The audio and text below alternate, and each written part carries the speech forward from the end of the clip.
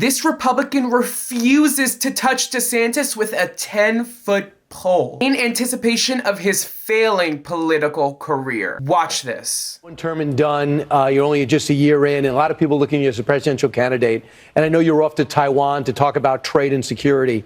But there's something within the Republican Party I wanted to get your take on.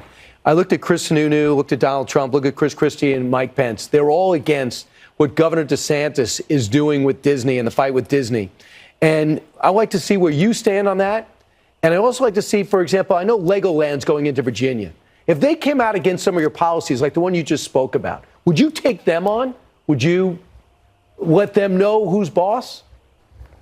Well, the first thing that I do is... The clip you just watched was of Fox News host Brian Kilmeade, pushing the Virginia governor to comment on Ron DeSantis' increasingly controversial political positions. He can cite Ron DeSantis' recent regressive laws on abortion and book bans. But Kilmeade hones in on his war with Disney, after a back and forth played out regarding Florida's recent transphobic rulings. For Youngkin, who manages to respond in the next clip, wants nothing to do with this, who tries to deflect and avoid taking a stance against or for Ron DeSantis' anti-gay crusade. Watch this. Well, I've been very clear from the beginning about where I stand on all things. I mean, Virginians elected a Republican governor.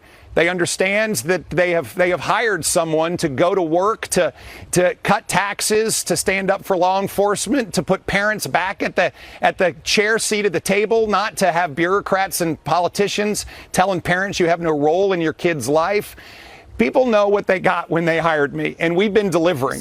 This is a whole bunch of nonsense, avoiding any comment on Ron DeSantis and his burning house in Florida. He claims to be as assertive as he can be, assuring the host that people already know what they voted for. But the people of Florida didn't know that you were going to go to war with fairy tales. But Kilmeade continues to double down on Youngkin, challenging him on his loyalty to the people or to corporate interest. Watch this. You on and called you out, we're going to have a great workforce. Governor, I know, but if they took you on and called you out about a proposal you might be coming down the pipe in 6 weeks, what would you do? Well, the first thing that I do is I explain why we're doing what we're doing. And what I find over and over again is that common sense prevails. And common sense has been a leading indicator for winning states. And that's why Virginia's winning now, is because in the last 15 months, we have injected common sense back into government, and Virginia's winning. All right. DeSantis right, or is Trump, Sununu, Christie, Pence right? Well, I think each circumstance is going to be different. And what I find in my own relationships with companies is that I sit down with senior executives and we talk about what we're trying to get done.